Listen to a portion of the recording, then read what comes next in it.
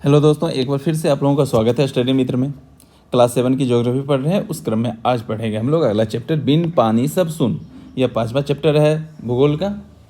और अभी तक हमने जो क्लास किया है ना, अगर आप लोग कंटिन्यू देख रहे होंगे तो आपको बहुत मज़ा भी आ रहा होगा, क्योंकि कहानी के क्रम में ही ये क्लासेस हो रही है। और इनसे जो निकल के आता है ना, और छोटे छोटे क्वेश्चंस ऑब्जेक्टिव्स, वो बहुत महत्वपूर्ण है और आप लोग को याद भी हो जा रहा होगा। तो चलिए शुरू करते हैं आज का क्लास। आज की क्लास में क्या है कि सभी बच्चे आज क्या कर रहे हैं, बच्चे देखते हैं। सभी बच्चों के बस में बैठते ही ड्राइवर ने बस स्टार्ट कर दी और बस चल पड़ी। मतलब बच्चे कहीं जा रहे हैं, ड्राइवर ने टेप रिकॉर्डर पर गाना चला दिया। कौन सा गाना? पानी रे पानी तेरा रंग कैसा, जिसमें मिला है उसी के जैसा। अच्छा, ये गाना जब चल रहा था सभी बच्चे भी साथ में गाने लगे। बहुत अच्छा। गाना समाप्त होते ही अनुसुईया मैडम ने कहा, क्या कहा? पानी पर गाना तो सुन लिया आपने, मैं आपको पानी की कहानी सुनाती हूँ। यानी आज के चैप्टर में हम लोग क्या पढ़ने वाले हैं? पानी की कहानी। पानी जल चक्र कैसे बनता है, क्या, कहाँ, कैसे, क्यों ज़रूरी है, ये सारी चीज़ें देखेंगे। बच्चे चौंक पड़े। क्या कि पानी की कहानी? मैडम जल्दी सुनाइए। मैडम कहने लगी, यह कहानी पुराने ज़माने की नहीं है, यह कहानी आने वाले दिनों की है। मतलब कहानी हम लोग क्या सुनते हैं, पहले की सुनते हैं, लेकिन ये आने वाले समय की है। बबलू ने आगे फैला कर कहा, आने वाले दिनों की कहानी?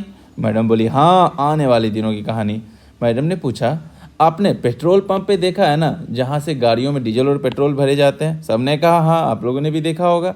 मैडम कहने लगी, आने वाले दिनों में शहरों में या सड़कों के किनारे इसी तरह के पंप खुलेंगे, और उस पंप में लेकिन वहाँ पेट्रोल डीजल नहीं बल्कि पानी दिया जाएगा। यानी पानी भी कैसे मिलेगा? जैसे पेट्रोल पंप पे पेट्रोल मिलता है।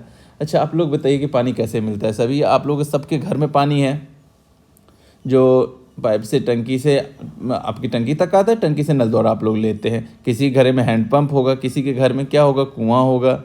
सबके घर में अलग अलग। लेकिन आने वाले समय में ऐसा नहीं होगा। क्यों? सारा पानी खत्म हो जाएगा और पंपों पे पानी मिला करेगा, वह भी मापक लीटर के हिसाब से। इसके लिए राशन कार्ड भी होगा और पैसे भी लगेंगे। मैडम ने ऐसा कहा।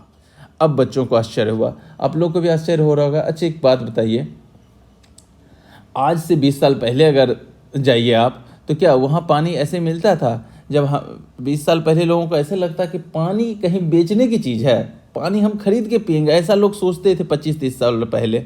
और आज की स्थिति क्या है? आप लोग देखते होंगे बोतल में पानी मिलता है कि नहीं? आप लोग कहीं जाते तो पीने वाला पानी हमें खरीदना ही पड़ता है। वो छोड़िए, घर में भी आरओ का पानी खरीदते हैं हम लोग, या घर में आरओ लगाते हैं। तो ये स्थिति हो गई है। इसी के आधार पर मैडम ने कहा क्या कि भविष्य में क्या होगा कि ऐसी स्थिति आ जाएगी, पंप खुलेंगे। अब देखिए यहाँ पे मैडम से सबने पूछा, ऐसा क्यों? सबने एक साथ पूछा। मीना तुरंत बोले, अरे इतना भी नहीं जानते, पीने लायक पानी काफ़ी कम होगी और पानी की ज़रूरत तो सभी को होती है, तो पानी के लिए हम झगड़ा ना करें, इसके लिए व्यवस्था बनाई जाएगी। बहुत सही बात बताई बच्चे ने। लेकिन पानी की कमी कहाँ है? इतनी नदियाँ हैं, तालाब हैं, नहरें हैं, कुएं, नल, समुद्र तो हैं। ऊपर से बरसात होती है, इससे तो पानी मिलता ही है, शिल्पा बोली। लेकिन बरसात हमारे यहाँ साल भर तो होती नहीं, सीमा बोली। हाँ, ये बात तो है, शिल्पा बोली। तो मैडम बच्चों की बातें सुनकर मुस्कुरा रही थी। आप लोग भी मुस्कुरा रहे होंगे, चलिए कोई नहीं। उन्होंने टोकते हुए कहा, क्या कहा? यही तो बात है बच्चों, पृथ्वी पर कुल 71% जलमंडल है, जिन्हें नक्शे पर नीले रंग से दिखाते हैं, लेकिन इतना पानी हमारे पीने लायक नहीं है। यह नक्शे पर जो है जलमंडल को किस कलर से दिखाते हैं? नीले रंग से। हमने पिछले क्लास की ज्योग्राफी में पढ़ा था ना। तो चलिए आप लोग कमेंट करके बताइएगा कि मैदान को किस रंग से दिखाते हैं। आप लोग के लिए रहा होमवर्क। अब देखिए यहाँ पे जलमंडल, यहाँ देखिए ये जो पूरा नीला हिस्सा दिख रहा है ना, नीला हिस्सा कहाँ दिख रहा है? ये पूरा नीला हिस्सा दिख रहा है, ये सब पानी है। तो सोचिए कितना ज़्यादा पानी है, बहुत ज़्यादा पानी है। यानी 71% हिस्सा जो है वो क्या है? जलमंडलीय पानी है। लेकिन मैडम बोला कि हम सिर्फ मीठा पानी, मैडम ने क्या बोली? बोली क्या कि हम लोग सिर्फ मीठा पानी ही पी सकते हैं। रंजू बोली, हाँ, सिर्फ मीठा पानी ही पी सकते हैं। मैडम ने समझाते हुआ कि उपलब्ध जल का सिर्फ 0.3% भाग जो है वह मीठा पानी है। एकदम महत्वपूर्ण प्रश्न कि पृथ्वी पर उपलब्ध जल का कितना प्रतिशत भाग पीने योग्य है?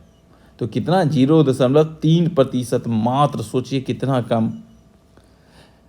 और इसी से पीना और अन्य अवस्थाओं की पूर्ति के लिए इसका उपयोग किया जा सकता है। शेष जल क्या है? शेष जल महासागरों में, बर्फ छत्रक, भूमिगत जल, झीलों, नदियों, तलाशों, वायुमंडल आदि में समाहित है, जिसका प्रत्यक्ष रूप से दोहन व प्रयोग संभव नहीं है।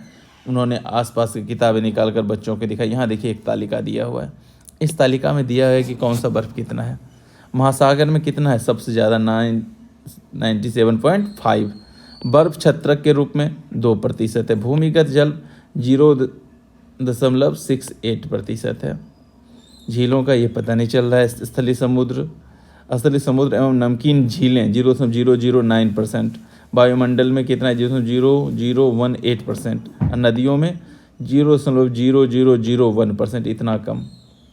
तो सोचिए इतना कम है, और इनमें से पीने लायक पानी कितना है 0.03% ओनली।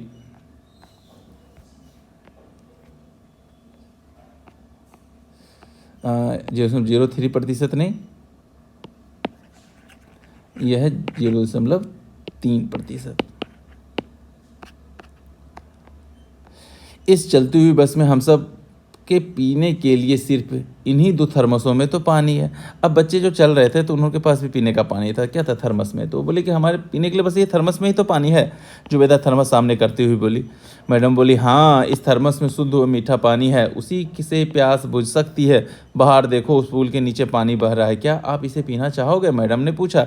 सभी बच्चों ने एक साथ बोला, नहीं नहीं नहीं, ये तो गंदा पानी है, देखो इसमें कितनी गंदगी बह रही है। मैडम ने समझाया, क्या? ठीक वैसे ही पृथ्वी पर जितने भी जल स्रोत हैं, हम उन सभी का पानी पी नहीं सकते, अर्थात वह पानी हमारे प्यास बुझाने के लिए काम नहीं आ सकती है। इस जल को साफ करके ही पिया जा सकता है। हाँ मैडम, तभी तो मैं जल को बहुत सोच समझकर खर्च करते हैं। जुबैदा बोली, बिल्कुल सबको सोच समझ के ही खर्च करना चाहिए। मीना ने कहा, बरसात में हमें खूब मीठे जल मिलते हैं। यानी बरसात का पानी क्या है? वह मीठा पानी है, लेकिन वह जल भी हम रोक नहीं सकते। बरसात के जल हमारे छतों से गिरकर नाले, खेतों, नदियों में होता हुआ समुद्र में जाके मिल जाता है और फिर खारा हो जाता है। यानी समुद्र में जो पानी जाता है वो क्या हो जाता है? खारा हो जाता है, और फिर वो पीने लायक नहीं रहता है। अब यहाँ देखिए, यहाँ बहुत महत्वपूर्ण इंपॉर्टेंट बात है क्या, कि 22 मार्च को जल संरक्षण दिवस के रूप में मनाया जाता है। नोट कीजिएगा कि जल संरक्षण दिवस कब मनाया जाता है? 22 मार्च को। इस दिन आप भी विद्यालय, मोहल्ले में जागरूकता रैली निकालिए और जल संरक्षण पर चर्चा की। चलिए, बच्चों के लिए काम है। अब देखिए, समुद्र में जो खारा पानी चला जाता है ना, वह पानी पीने लायक नहीं रह जाता है। ठीक कह रही हो मीना मैडम। बोली, देखो, क्या बोली? देखो, नदियों, तालाबों और बरसात का पानी सूर्य के ताप से भाप में बदलकर आकाश में चला जाता है, फिर ठंडा होकर बादल बन जाता है और फिर जहाँ तहाँ बरसता है। इस निरंतर चलता रहता है, जिसे जल चक्र कहते हैं। तो जल चक्र क्या हुआ? मैडम ने क्या बताया कि देखो, नदियों, तालाबों, बरसात का पानी सूर्य के ताप से वाष्प में बदल के कहाँ आकाश में चला जाता है, फिर ठंडा होकर बादल बन जाता है और फिर जहाँ तहाँ बरसता रहता है। यह चक्र जो है लगातार चलता रहता है, इसी को जल चक्र या वाटर साइकिल कहते हैं। यहाँ देखिए चित्र में, यहाँ देखिए नदियों का पानी है, यहाँ पे हल्का फुल्का पानी है और यहाँ से थोड़ा बहुत पानी है। ये सारा धूप जब होती है तो ये पानी क्या होता है? ऊपर की तरफ चला जाता है। यानी समुद्र का पानी, नदी का पानी या हमारे आसपास जो छोटे छोटे पानी के गड्ढे हैं, वो सारा पानी सूख करके या ज़मीन का पानी कहाँ चला जाता है? भाप बन के, देखिए ऊपर बादल बनाता है ऊपर जाके, और ये बादल क्या होता है? फिर बारिश करवाती है। बारिश होकर के फिर कहाँ आ जाता है ये पानी? नीचे। फिर नीचे ये बह करके वापस कहाँ चला जाता है? नदियों में, नदियों के द्वारा समुद्रों में, फिर वहाँ से फिर ऊपर। तो ये साइकिल जो है ना, ये गोल गोल चलता रहता है, इसी को बोलते हैं जल चक्र। बबलू बोला, इसका मतलब यह है कि सागरों का जल ही वाष्पित होकर बरसात के माध्यम से हम तक बार बार पहुँचता है। सबने सहमति में सर हिलाया, बोला हाँ हाँ हाँ। चापाकल, कुएं आदि का पानी बेकार में बर्बाद नहीं होने देना चाहिए। क्यों? क्योंकि अगर बर्बाद हो गया तो सोचिए कितनी दिक्कत होगी, क्योंकि पानी तो खत्म हो जाएगा। तो मैं तो हमेशा इस बात का ध्यान रखता हूँ कि नल की टोटी खुली न रह जाए और पानी बेकार न जाए। किसने कहा? एक बच्चे ने कहा। इस बात पर मुकेश बोला। मुकेश ने कहा, बिल्कुल सही, किसी को भी पानी बर्बाद नहीं करना चाहिए। हाँ, हम सबको ऐसा करके पीने योग्य पानी को बचाना चाहिए, इससे भूमिगत जल का स्तर भी बना रहता है। जब हम लोग पानी को जो बचाते हैं, उसी से क्या होगा? भूमिगत जल का स्तर बना रहता है। अब ये जल स्तर क्या होता है? बच्चों ने पूछा, जरा हमें भी तो समझाइए। इस बार सवाल बच्चों ने नहीं, बस के खलासी ने पूछा था। मैं बताऊं? बबलू उत्साहित होकर बोला। बोला, बताइए बताइए। खलासी बोला। बबलू कहने लगा, बरसात का कुछ जल रिस करके जमीन के अंदर चला जाता है, जहां वह मिट्टी की परतों, चट्टानों की छेदों में फैल जाता है। धरती के नीचे फैलकर ये जल क्षेत्र बना लेते हैं। इसी जल के ऊपरी सीमा को जल स्तर कहते हैं। बिल्कुल सही। और वही जो भूमिगत जल है, आप लोग हैंडपंप के द्वारा या कुआं के द्वारा निकाल करके पीने या अपने उपयोग में लेते हैं। खलासी ने सिर हिलाते हुए अपनी सहमति दी। बबलू, क्या जल स्तर सभी जगह समान होता है? यानी जमीन के अंदर जो जल है उसका स्तर हर जगह समान होता है? यह प्रश्न मैडम ने कहा। तो बबलू बोला, नहीं मैडम, जल स्तर की गहराई तो सभी जगह समान नहीं होती, उसकी सिर्फ ऊपरी सतह समान होती है, सिर्फ ऊपरी सतह। यह तो स्थान विशेष की मिट्टी, ऋतु या फिर जल के दोहन के अनुसार घटता बढ़ता रहा है। बिल्कुल सही। आप लोग जानते हैं कि आप लोग सबके इलाके में अलग अलग जल स्तर होगा। गंगा के बगल वाले इलाके में क्या है, जल स्तर बहुत ऊपर है, मतलब 70-80 फीट भी अगर नीचे पाइप डालते हैं तो पानी मिल जाता है, लेकिन कहीं कहीं पर वह 200-300 फीट नीचे तक होता है। चलिए आप लोग बताइए तो कमेंट करके कि आपके इलाके में, आपके घर की तरफ जल स्तर कितना है। सभी बच्चे बबलू की समझदारी पर दंग थे। बस तेजी से चली जा रही थी। मैडम ने कहा, बबलू की बात को मैं दिखलाती हूँ। वो कैसे? सबने एक साथ पूछा।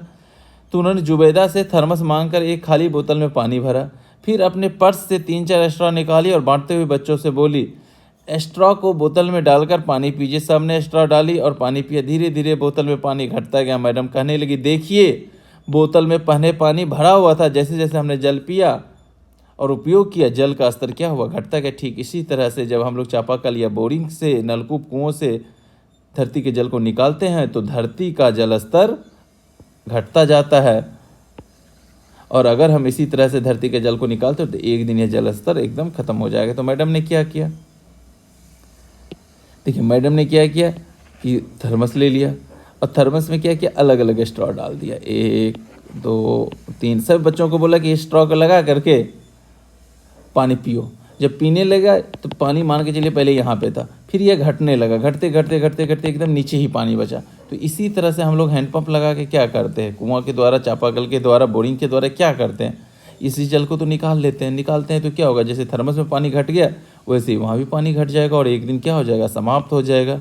अब जरा सोचिए कि अगर ऐसा हो तो क्या होगा। सब चिंता में पड़ गए। शिल्पा बोली, मैडम, जल स्तर बढ़ाने का कोई उपाय नहीं है, ये तो बहुत दिक्कत हो जाएगी। तो कोई उपाय है कि नहीं? तो बोली मैडम, हाँ हाँ, क्यों नहीं, हमें पानी की खेती शुरू करनी चाहिए। पानी की खेती कहकर खलासी ठहाका लगाकर हंस पड़ा। बच्चे भी सोच में पड़ गए। देखिए, यहाँ पे भी क्वेश्चन पूछा गया कि भूमिगत जल स्तर बढ़ाने के लिए आप क्या क्या करेंगे। तो देखिए क्या क्या मैडम बता रही है। तो मैडम ने बताया कि गुजरात का एक क्षेत्र है काठियावाड़ क्षेत्र, वहाँ शुष्क प्रदेश है जहाँ बल बहुत कम था या नहीं के बराबर था, फसलें बिल्कुल नहीं होती थी। वहाँ राजेंद्र सिंह नाम का एक किसान है, उन्होंने स्थानीय लोगों के सहयोग से छोटे छोटे नालों पर बिना खर्च के स्थानीय रेत और मिट्टी से छोटे छोटे बांध बनाए, जिससे न केवल सिंचाई के लिए जल उपलब्ध हुआ बल्कि इससे जल जो है ना, जमीन के नीचे रिस करके गया। वहाँ से भूमिगत जल स्तर भी बढ़ा और उसी के कारण आज उस क्षेत्र में भरपूर फसलें पैदा हो रही हैं। श्री राजेंद्र सिंह को इसी प्रयास के लिए मैग्सेसे पुरस्कार मिला है। तो कौन, याद रखिएगा, राजेंद्र सिंह। इसे वाटरमैन ऑफ इंडिया भी कहा जाता है। इनको क्या मिला था, मैग्सेसे पुरस्कार मिला था। क्यों मिला था? क्योंकि अपने क्षेत्र में इन्होंने जल स्तर को काफ़ी बढ़ा दिया। कैसे बढ़ाया? स्थानीय लोगों की सहायता से छोटे छोटे बांध बनाए, जल को इकट्ठा किया, बारिश के पानी को इकट्ठा किया और उसको तालाब में रखा और वह रिस करके ज़मीन के अंदर गया, जिससे कि नीचे भी पानी बढ़ गया। और इसी प्रयास को क्या बोला जाता है, वाटर हार्वेस्टिंग कहते हैं, यानी जल की खेती। ऐसा होता है और अब सबको ऐसा ही करना चाहिए। इसका मतलब क्या हुआ? इसका मतलब यह हुआ कि वर्षा के जल को छोटे छोटे तकनीक से रोक लेना और उसे पुनः पृथ्वी के अंदर भेज देना ही वाटर हार्वेस्टिंग कहलाता है। बरसात का पानी कैसे आता है? देखिए, बरसात का पानी जब छत पे गिरता है तो छतों से गिरकर नालियों, सड़कों, खेतों से होता हुआ नदियों तक और फिर नदियों समुद्र तक पहुंच जाता है। समुद्र में यह जल मीठा जल होता है जो जा करके क्या हो जाता है, खारा हो जाता है, फिर पीने लायक नहीं रहता है। तो हमें बरसात के पानी को नदियों में न जाने देकर पुनः अपने घरों के आसपास धरती में गड्ढे बनाकर रोक लेना चाहिए। यह जल धीरे धीरे पुनः क्या होगा, धरती में समा जाएंगे। और ऐसा अपने गांव में करूंगा। सलीम ने दृढ़ता से बोला कि मैं अपने गांव में यही करूंगा, हम सभी करेंगे। सब बच्चे बोल पड़े, शाबाश, लेकिन एक बात समझ में नहीं। शिल्पा बोली, मैडम। बोला क्यों, क्या? समुद्र का पानी खारा क्यों होता है? चलिए आप लोग भी बताइए कि समुद्र का पानी क्या है, वो खारा होता है, क्यों होता है खारा?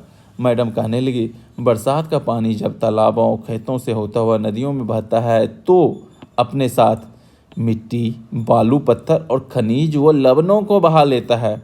अब यही पानी समुद्र में जाके मिलता है। अब देखिए क्या क्या बहा के लाया, मिट्टी, पत्थर, बालू, खनिज, लवण को भी। और ये जो लवण जाता है वो चला तो गया समुद्र में, लेकिन समुद्र का पानी लगातार बाष्पीकृत होता है।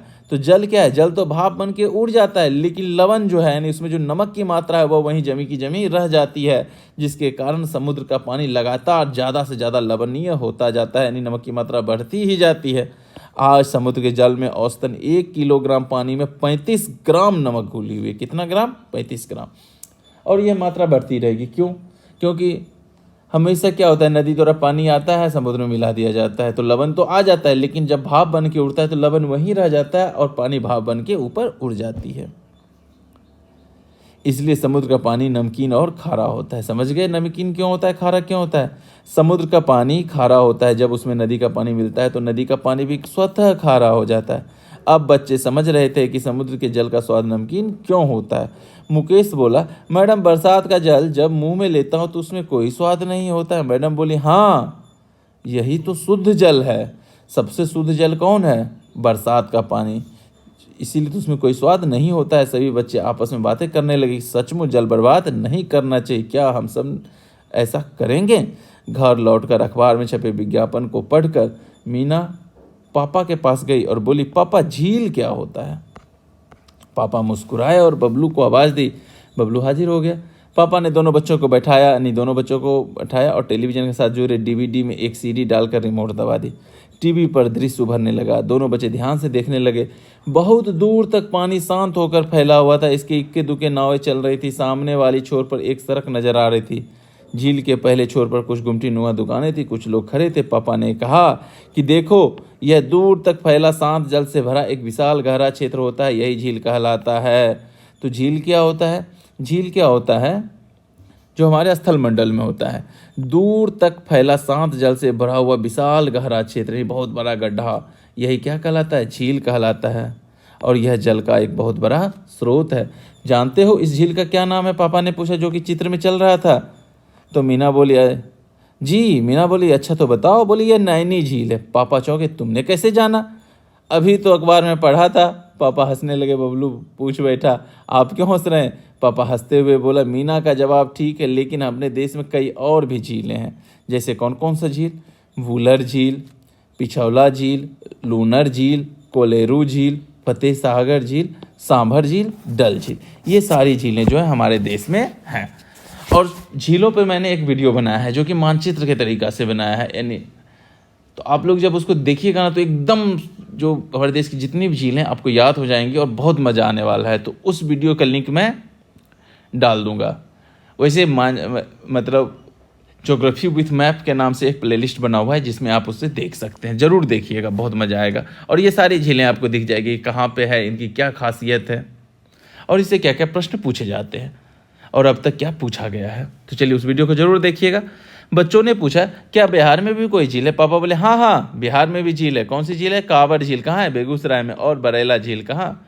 लखीसराय में। कांवर झील जो कि एक पक्षी विहार भी है। लेकिन पापा मुंबई में भी तो झील है। नहीं बेटा, मुंबई में तो सागर है, अरब सागर, वो झील नहीं, वो तो महासागर मतलब सागर है। पापा ने फिर कहा, उन्होंने अखबार में छपे एक समाचार की इशारा किया जिसमें हिंद महासागर में पोत उतरा दिखा रहा था। अच्छा मैं समझ गया, आप लोग सागर और महासागर के बारे में बात कर रहे हैं। हाँ पापा, इन सागरों का जल नमकीन होता है ना? बिल्कुल। देखिए, पृथ्वी के बहुत बड़े भूभाग को अतः जल राशि ने घेर रखा है, जिसका जल हमेशा गतिमान रहता है, जो प्राय महाद्वीपों को अलग करता है। क्या कहलाता है? महासागर कहलाता है। महासागर के एक भाग को सागर कहते हैं, यानी महासागर का एक टुकड़ा जो होता है उसको क्या बोलते हैं? उसको सागर बोलते हैं, जो प्राय किसी अवरोध के कारण पूर्ण रूप से महासागर से नहीं मिलता है। जब समुद्र सतह पर हवाएं चलती है तो हलचल से तरंगें उत्पन्न होती है। हवाएं जल को ढकेलती है जिससे जल ऊपर नीचे होने लगता है, जिसे लहरें कहते हैं। समुद्र में जो लहरें होती हैं यानी जल तरंगें होती हैं, वो क्यों होती है? वही हवाओं के कारण होती है। एक लहर दूसरी लहर को जन्म देती है। जब आप समुद्र के किनारे होकर देखिएगा तो वो लहरें आती जाती रहती है। इस तरह जल को धक्का देकर तह तक पहुंचाती है। यही कारण है कि सागरों और महासागरों का जल हमेशा गतिमान रहता है। पापा, याद है पुरी के निकट समुद्र तट पर किस तरह नहाते समय हमारे चप्पल लहरों में गुम हो गए थे, फिर वापस मिल भी गए थे? हुआ था कि बच्चे जब पुरी गए होंगे घूमने तो समुद्र के किनारे खेल रहे होंगे, चप्पल खोल करके पानी में गया होगा, तब क्या हुआ, एक लहर आया और चप्पल को लेकर पानी में चला गया। फिर दूसरा लहर आया तो क्या हुआ, चप्पल फिर बाहर हो गया। तो हाँ, समुद्री लहरों के साथ बहुत ही मनोरंजक होता है। वह किसी वस्तु को ले जाती हैं, फिर लहरों के साथ तट पर वापस कर देती है। हाँ पापा, लहरों के कारण ही ऐसा होता है। क्या तुम लोग कुछ सागरों के नाम बता सकते हो? बच्चों से पूछा। बबलू बोला, हाँ हाँ, क्यों नहीं। अरब सागर, आर्कटिक सागर, काला सागर, लाल सागर। शाबाश, पापा ने बबलू की पीठ साफ सफाई। मीना बोली, मैंने तो महासागरों के नाम भी सुन रखे हैं, बताऊं? बोले, बताओ बताओ बताओ। तो क्या नाम बताए? प्रशांत महासागर दुनिया का सबसे बड़ा महासागर, हिंद महासागर, अटलांटिक महासागर और आर्कटिक महासागर। अब बस भी करो, मुझे ऑफिस जाना है, तुम लोगों को भी स्कूल जाने का समय हो रहा है, पापा ने कहा। दोनों बच्चे स्कूल के लिए तैयार होने लगे। मीना और बबलू आज बहुत खुश थे, क्योंकि उन्होंने सागरों और महासागरों के बारे में ढेर सारी बातें बताई थी। और उसके बाद स्कूल पहुंच गए। कक्षा शुरू होने में देर थी। बबलू अपने दोस्तों को सागरों और लहरों के बारे में बताने लगा। बबलू की बातें सुनकर के मुकेश बोला, सागरों में उठने वाली ज्वार भाटा के बारे में कुछ बताओ। किसके बारे में? ज्वार भाटा, एक नया चीज़ आ गया, ज्वार भाटा। आप सब चुप थे। सब ने फैसला किया कि यह बात जो है ना, भूगोल के शिक्षक से ही पूछी जाएगी। लंच के बाद भूगोल की कक्षा थी। मैडम सामने आई तो यही प्रश्न रखा। मैडम खुश हुई, अरे वाह, बच्चे तो क्वेश्चन पूछ रहे। उन्होंने पूछा, बताया कि बरसों पहले एक फिल्म आई थी ज्वार भाटा, पहले उसकी कहानी सुना देती हूँ। सब बच्चे ध्यान से सुनने लगे। तो मैडम ने बताया कि ज्वार भाटा फिल्म में हीरो दिन भर खूब मेहनत करके पैसे कमाता है और शाम होते ही उसके पास ढेर सारे पैसे जमा हो जाते हैं। वह अमीरों की तरह खर्च करता है, सुबह तक उसके पैसे खर्च हो जाते हैं, फिर वह गरीब की तरह हो जाता है। मतलब शाम में अमीर और सुबह में गरीब। ठीक ऐसा ही कुछ समुद्र में ज्वार भाटा का हाल है। मतलब ज्वार भाटा भी कुछ इसी तरह का काम करता है। अब होता क्या है, देखिए, समुद्र की लहरें सर्वाधिक ऊंचाई तक उठकर तट के बड़े हिस्से को डुबो देता है और उसे ज्वार कहते हैं। यानी समुद्र की पानी जब किनारों की तरफ आकर के बहुत ऊंचाई तक उठ करके उसे डुबा देता है, उसको क्या बोलते हैं? ज्वार। और लहरें जब वापस निम्नतम स्तर पर आकर वापस तट से पीछे चली जाती हैं, यानी ज़मीन से नीचे, तो उसको क्या कहते हैं? भाटा। और यह प्रतिदिन 2 बार होता है, प्रतिदिन 2 बार होता है। अब आगे देखेंगे कि ज्वार भाटा क्यों होता है। लेकिन लहरों के इस ऊंचाई तक उठना और पीछे पीछे हट जाना क्यों होता है, बबलू ने पूछा। तो बोला, ऐसा सूर्य और चंद्रमा के गुरुत्वाकर्षण बल के कारण होता है। जब चंद्रमा समुद्र के निकट आता है तो चंद्रमा के गुरुत्वाकर्षण से जल उसकी सतह, यानी जल जो है ऊंचाई की ओर बढ़ता है और यही ज्वार है, और उतरता है तो उसे भाटा कहते हैं। क्या समझ में है? और समुद्र में हर स्थान पर लगभग 24 घंटे में 2 बार उतार चढ़ाव होता है। मैडम, तब ज्वार आते होंगे तो समुद्र के अंदर की ढेर सारी मछलियाँ भी तट पे आ जाती होगी? बिल्कुल, मछलियों के अलावा सीप, घोंगे, मिट्टियाँ, बालू सभी तट पर आ जाते हैं। और जब ज्वार के समय समुद्र की लहरें तट के किनारे कई नौकाओं को भी अपने अंदर खींच के अंदर कर लेते हैं। इससे जान माल की बहुत हानि भी होती है। बाप रे, तब तो मैं समुद्र के किनारे नहीं जाऊँगी, मीना बोली। बोले, नहीं नहीं, ऐसा नहीं है, सावधानी रखने की बात है। मैडम ने सीमा का हौसला बताया। हाँ मैडम, सभी जोर से बोले। हम समुद्र तट पर जाएंगे, बालू में खेलेंगे, लहरों पर गेंद फेंकेंगे। आइए देखिए यहाँ चित्र। अब देखिए यहाँ सूर्य है और ये रहा पृथ्वी। अब होता क्या है कि चंद्रमा जब एकदम नज़दीक आ जाता है ना, तो उस समय क्या होता है, उस समय जब पृथ्वी के एकदम नज़दीक आता है तो वह उसके गुरुत्वाकर्षण के कारण जो समुद्र का पानी है ना, वह सतह की ओर आ जाता है, उसे अपनी ओर खींचने लगता है। तो इसी से ज्वार हो जाता है। और जब फिर दूर जाता है तो फिर पानी नीचे उतर जाता है, क्योंकि गुरुत्वाकर्षण खत्म हो गया।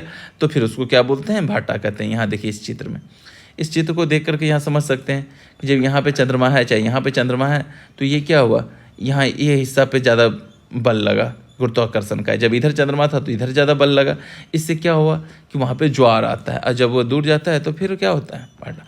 और दिन में यह कितनी बार होता है? 2 बार। अब विकल्प देखिए कुछ क्वेश्चन को। पृथ्वी पर जलमंडल कितना हिस्सा है? 71%। मुंबई किस सागर के निकट है? अरब, फतेह, आर्कटिक, हिंद। किसके साथ? अरब सागर के किनारे। चंद्रमा के गुरुत्वाकर्षण जल ऊंचाई की ओर बढ़ता है, यह स्थिति क्या कहलाती है? क्या कहलाती है? ज्वार कहलाती है।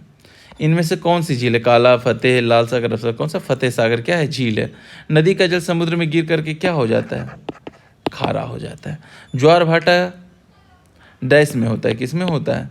समुद्र में होता है, सागर में होता है। ज्वार भाटा डैश के गुरुत्वाकर्षण बल के कारण है, उसके चंद्रमा के कारण। जल संरक्षण दिवस डैश को मनाया जाता है, मार्च में मनाया जाता है। आप लोग कमेंट करके बताइए कब। तो ये था बिन पानी सब सुन चैप्टर। कैसा लगा बताते रहिए। मिलते हैं अगले वीडियो में, हम लोग अगला चैप्टर देखेंगे पर्यावरण के बारे में। हमारे साथ बने रहने के लिए आपका बहुत बहुत धन्यवाद। जय हिंद।